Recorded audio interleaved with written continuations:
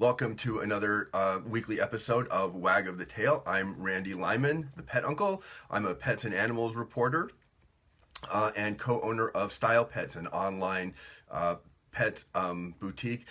We have a page here on Facebook as well. So I appreciate whatever hearts, shares, comments, other interactions you make during the show. Say hello in the comments just so that we can see, everyone can see who's here. And I will be responding live and checking comments throughout the day and responding as well. So we are watching this on the Petscope TV. We have a whole range of broadcasters who have shows throughout the week. And you can find most of us on Periscope as well as here on Facebook Live on our weekly show. May is Responsible Animal Guardian Month. February was Responsible Pet Owner Month. May is Responsible Animal Guardian Month. I'll be talking about that in a little while. But in today's episode, Breaking for Animals, we're going to ask whether humans are in fact being responsible guardians of the animal world, or whether we are in fact driving the planet's species to extinction. And you can already pretty much guess what I'm going to say about that. But we will go on. You may have seen one of these I Break for Animal bumper stickers. They used to be very popular, but I haven't seen one in a while. Now, of course, good drivers will brake for animals, whether the bumper in front of them has a bumper sticker on it or not. But in quite stark contrast to that, the human race is actually driving other animals, species into extinction at a rate up to 100 times nature's normal rate. Hi, Diana. Hi, Don. Thank you for joining. Good to see you.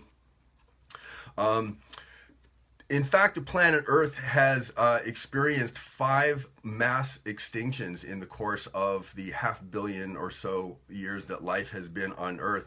At some these times, as many as 96, in one of these extinctions, as many as 96% of all species on Earth went extinct. And the animals that are alive today are in fact descendants of the 4% of all species that survived that great extinction some 250 million years ago. But now a 6th mass extinction may be starting. It is not the biggest necessarily. It is not well known at this point, but it is unique in its own right. It is the only mass extinction in the history of the planet Earth that is being created entirely by one species. That would be Homo sapiens. That would be us. So the question I'm asking today is, can the human race break in time to keep tens of thousands of animal species alive? Or will we drive them to extinction and utterly change the face of the ecosphere and the environment in which we live? And finally, what does all this have to do with Google? Well, a lot actually, and we're going to find that out. But first, as usual, we're going to take a look at some recent news. First one is not related to our topic, but HBO has announced that they are looking into doing a remake of the classic BBC series All Creatures Great and Small, which was based on the books of veterinarian James Herriot, who was a rural vet in England in the 1930s up through the 1950s, 60s, later on to that, and wrote a very popular book called All Creatures Great and Small. It was a BBC series that ran for, I think it was 7 or 8 or 9 seasons from 1978 until 1990. It was I thought the series was very faithful to the books in spirit, but now HBO is looking at making this what they call glossier and sexier version of this classic story of veterinarians in rural northern England. So no word yet on when that's going to be airing, but you can see the Christopher Timothy, the actor who played James Herriot, and Robert Hardy, the actor who played Siegfried Farnan, who his sort of mentor and employer in England. Both very well-known British actors, but we'll be looking forward to seeing what HBO does with this. They've done a great job with so many other original series, but remains to be seen how they're going to make All Creatures Great and Small glossier and sexier. We'll be looking forward to that. In more related news, this month Earlier this month, President Obama signed a bill that makes the bison the official national mammal of the United States. We have an official national mammal now. The bill's passage was a culmination of a 4-year effort by a coalition of more than 60 organizations, including Native American tribes, businesses, conservation societies, and others. So the bison is officially now the United States' national mammal. Some interesting facts about bison.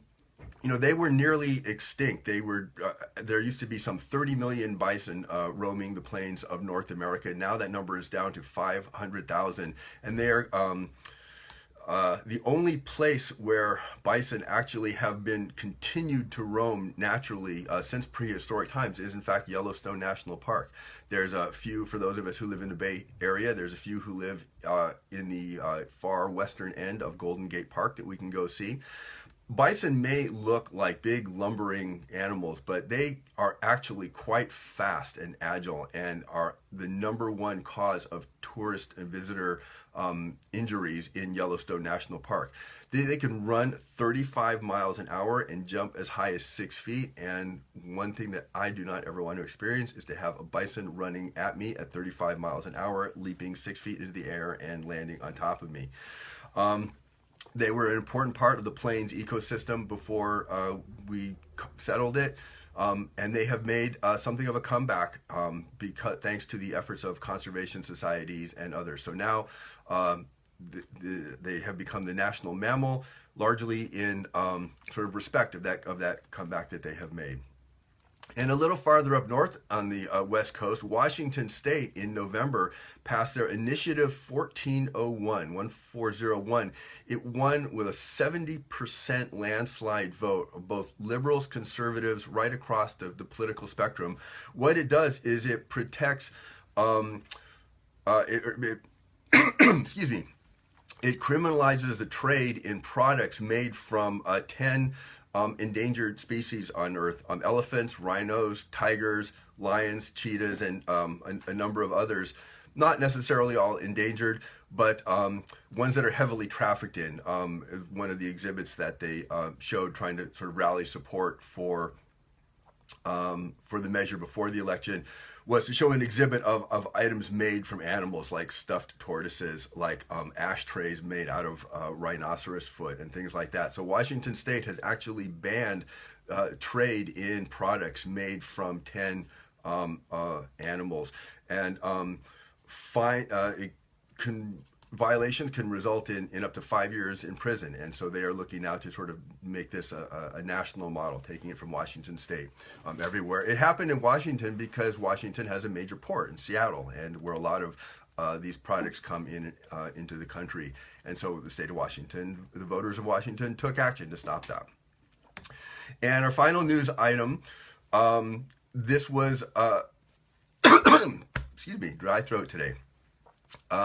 Sort of spawned by some of the activism around SeaWorld and the movie Blackfish and things that happened, but scientists are actually, and conservationists are actually looking to create the first seaside sanctuary for whales and orcas, dolphins, and animals that have been in parks like SeaWorld or have just been injured or out in the wild. What they're going to try to do is create a pen. They're looking for a section of water to actually not just create an enclosure, but to pen off an entire area of the sea where these animals can roam in relative freedom. So things are just getting underway. But the Whale Sanctuary Project was just a new nonprofit that was created just recently that is going to be taking a look at this. And we may be seeing the world's first animal sanctuary that is actually in the ocean. So if you're just joining us, I'm Randy Lyman, the Pet Uncle. I'm a pets and animals reporter. This is my weekly show on the Petscope TV. You can follow me on Twitter and Periscope. Read my blog at thepetuncle.com, where I have replays and show notes of all my WAG of the Tale. And you can reach me an email at randy@thepetuncle.com. So today we're talking about, our show is Braking for Animals, or Driving them to Extinction. It is May is Responsible Animal Guardian Month, and so we will be taking a look at how well we are being guardians of the animals of the world. As I said earlier, February was Responsible Pet Ownership Month, and I think many of the people watching the show know what that means. You want to make your pet part of the family. You want to pet-proof your home. You want to protect it, make sure it's healthy, make sure it's spayed and neutered, make sure it's chipped and tagged. But the Responsible Animal Guardian Month is a project or a campaign of in defense of animals, and they seek to sort of broaden that responsible not ownership concept. In fact, one of the main things they want to do is get people to stop using the word owner and start using the word guardian, even in regard to their own pets. They are very much an animal rights organization and are just trying to sort of change the way we talk about animals and the way we think about animals. And so they have declared May is Responsible Animal Guardian Month. They've something like 9 cities and 2 counties in California and a number of states and counties across the country have actually already adopted ordinances officially changing the language of their laws to reflect, say, animal guardians. They don't even say parents, it's guardians as opposed to owners. Excuse me, I need some water here. But as we're talking about breaking for animals, before we even get to the issue of extinction of species, you know, individual animals face a great danger from people all over the world on a daily basis. Google claims that its self-driving cars have driven hundreds of thousands of miles without a serious incident, but my question is, will self-driving cars break for animals too? In fact, something like 1 million animals a day are killed by vehicles in the United States alone. That's something like 400 million animals per year are killed on the roads of America. Another country I found a statistic for 475 million per year in Brazil, the country of Brazil. So that's not nearly 1 billion animals a day are being killed by vehicles. In fact, the Dodo had an article about it called, the title was "More Animals Are Killed by Cars Each Day Than We Ever Could Have Imagined." So it's that in itself is the first thing about being a responsible animal guardian is just break for animals, drive more carefully. That's a lot of animals who are being killed every day, but some new research shows how many species that humans are killing off as well. Today, 99% of all animal species that have ever existed on Earth are now extinct. Only a very tiny, there have been more extinct species than there are.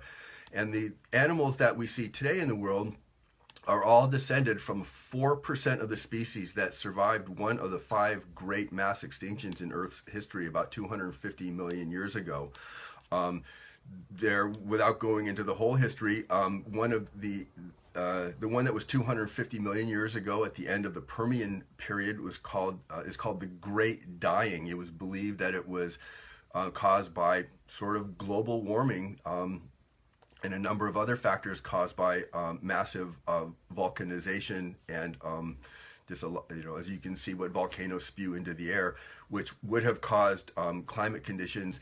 It's called the Great Dying because something like 96% of all species on Earth were made extinct during this one period. Something like 90% of the marine species, 70% of the mammals. It was the largest mass extinction in the Earth's history. Another more familiar one was about 65 million years ago. The extinction that killed off the dinosaurs is believed now. There's some strong evidence that in fact was actually caused by an asteroid. They found an impact crater 110 miles wide just off the coast of the Yucatan Peninsula that dates from around the time of this extinction. And they think that this asteroid impact just sent so much dust and other things into the air that it just sort of created sort of a global warming effect and caused mass extinction of the dinosaurs and a number of other many other species that sort of gave rise, and that and the changing climate is sort of what gave rise to the domination of mammals around the world. But some new research One of the authors of this study was Paul Ehrlich, whose book The Population Bomb in 1968 provided some early warnings that this kind of thing was going to happen, has put forward the idea, long believed by many people, but now they've got some research to really solid research to back this up, that we may be at the beginning of the 6th mass extinction of species in the planet's history. And as I said, this is not necessarily going to be the largest, and certainly not the most well known, but it is unique in that it is the only one that is being created by human beings. Animals are becoming extinct at rates of up to 100 times faster than the normal rate. A so-called normal rate of extinction within nature is 2 species go extinct per every 10,000 species every 100 years. Well, rather than, since the turn of the century, that would have meant about 9 species going extinct. Instead, since 1900, I should say in the last century, nearly 500 species have gone extinct, including these like the Yangtze River dolphin, which swam the rivers of the Yangtze River for 20 million years and went extinct in 2006 due to overfishing, destruction of the habitat, boat traffic, dam building, pollution, all sorts of other things. A few weeks ago, in my show about Australia, I mentioned that the Tasmanian tiger, which is not actually a tiger, it is a type of related to dogs, and it's a marsupial related to kangaroos and other, that also went extinct about 100 years ago.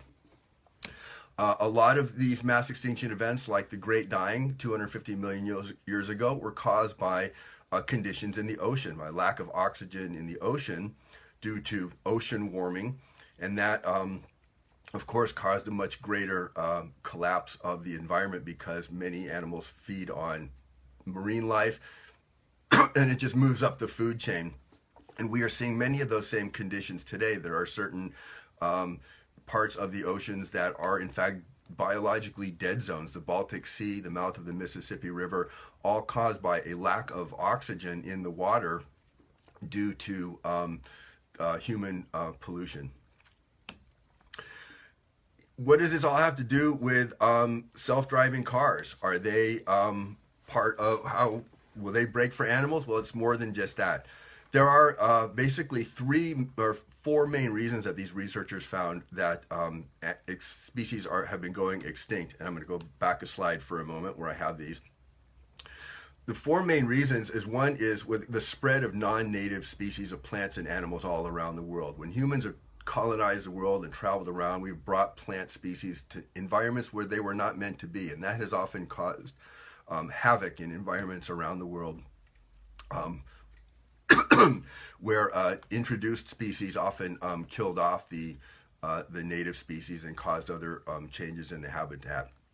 Another major factor is that humans have become the single largest predator in the world. The way that through our consumption of animals for food has just, regardless of the moral issues behind that, just the scale of it has simply just caused changes in our natural environment and the ability of species to survive. A third factor is the way that humans have been increasingly directed evolution. That is not just through things like domestication, but also through things like genetic manipulation and sort of crossbreeding and creating new types of plants and animals. And the fourth reason is what has to do with Google.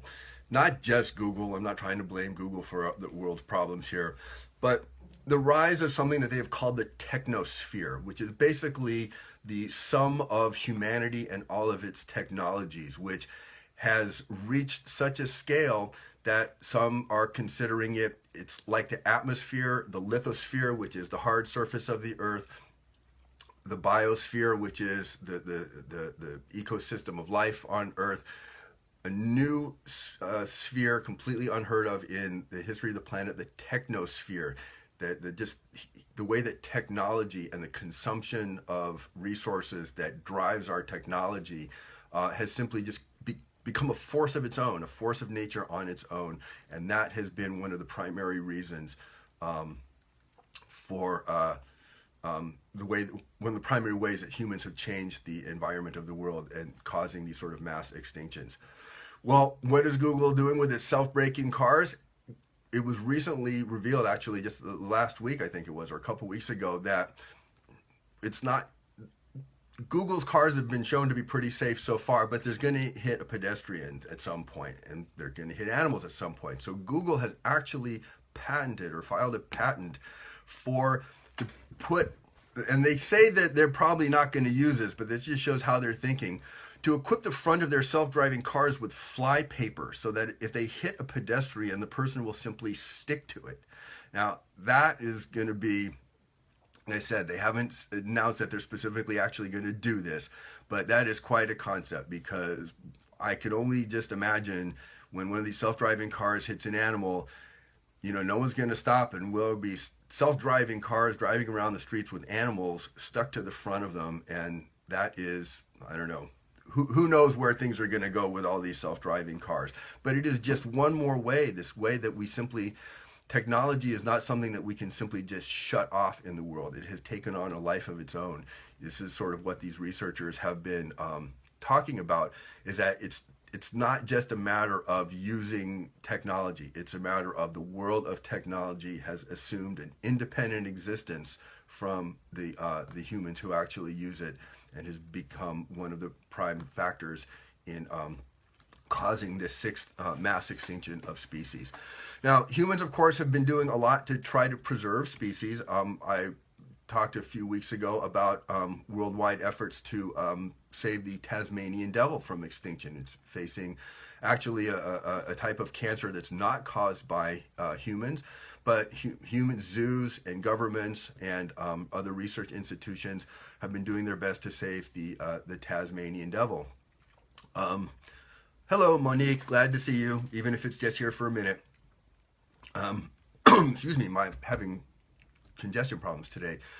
We've been talking about the mass extinction of animals that apparently is beginning, a sixth mass extinction in the Earth's history, and the only one that's being caused by human beings rather than asteroids and volcanoes. So there have been efforts to save many species from extinction, like the Tasmanian devil. New species also continue to be discovered.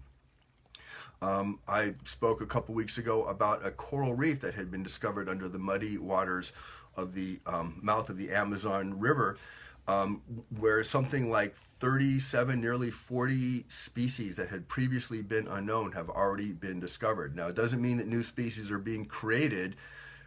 They may be created, but humans have been sort of killing species off faster than nature is creating them. Yet, new ones are constantly being discovered. There was under the mouth of the Amazon. Just a couple weeks ago, researchers in Bolivia, this small country right here that has part of the Amazon basin and part of the Andes Mountains. 7 new species were recently discovered there. Scientists just discovered a new form of jellyfish in the near the Mariana Trench, which near Japan, in the ocean. It's one of the deepest place on Earth. The water is more than a mile deep, and they discovered a new form of jellyfish there. In China, this new insect has been seen before, but just documented. This is a stick insect that has been recorded now at up to 2 feet long, a new species that had just been discovered or had been heard of and not really documented in China until just recently. Yeah, let's take another look at, isn't that cool, jellyfish? A glow-in-the-dark jelly that was found in one of the deepest places on Earth. So the Chinese stick insect, some new fossils of an extinct animal have been discovered. An Atopodentatus, I can't even say that right, was just discovered. They just sort of realized that this had a hammerhead and basically used its mouth as a vacuum cleaner to suck along the bottom of the oceans. This animal is interesting because this is one that either survived or came to life after the great dying of 250 million years ago. So this is one of those, something that was not killed off during that period of time, but managed to come to life after that. And so we have one of the earliest forms of life we've sort of reconstructed from after that period. Other species that have been discovered in the oceans, bioluminescent turtles, among other things. There are a whole host of videos on YouTube about prehistoric creatures. Yeah, it does look like a vacuum cleaner, and that's basically what it did. It kind of sucked along the bottom of the ocean, scooping up plant life and shooting the water back out between its teeth, much like a whale. YouTube is full of videos about extinct animals, terrifying prehistoric creatures that actually existed, that you may not have, that you may be glad they existed because they were so large and vicious and violent. There are animals that have come back from extinction or that were nearly extinct and have their populations have bounced back. The animals that have gone, what's interesting in looking at some of these animals that have gone extinct from ancient times is how much bigger and meaner they were than animals that are around today. Just giant crocodiles, giant elephants, giant scorpions, giant beavers and lizards and birds that were huge compared even to human beings. But not only can you look and watch YouTube and find all these videos these videos of all these animals that have been extinct or are extinct or have been coming back, but it turns out that scientists have actually been talking about ways to bring back extinct animals. It's called de-extinction, and it's the process. It's basically reassembling the genome and injecting it into embryonic cells. And then it's just a matter of finding a surrogate to bring this to life. It's sort of like the Jurassic Park sort of thing, although dinosaurs are not in consideration for this. Their DNA is so old that it just simply corrupted DNA and they can't reconstruct. But other things like the dodo bird, which went extinct only a couple hundred years ago, thanks again to humans and hunting, scientists have been talking about how to reconstruct and revive the dodo bird, along with a number of other animals. They've identified something like about 20 animals or so that they want to reconstruct, including the Tasmanian tiger, which I showed earlier. But in those efforts are still quite literally and figuratively embryonic. They've managed to have a little success with this, but any kind of cultures that they started to grow died off in a couple of days. So while we can't necessarily preserve the species that are here, one man has started a project called it's sort of a modern day Noah's Ark. It's called the Photo Ark. It's sponsored by National Geographic. It is a project to capture portrait photos of all the animals that exist in the world today. And of course, that's quite a big, ambitious project. But he has begun it. It has been on tour. It has exhibited in Washington, D.C., and the exhibit just closed there.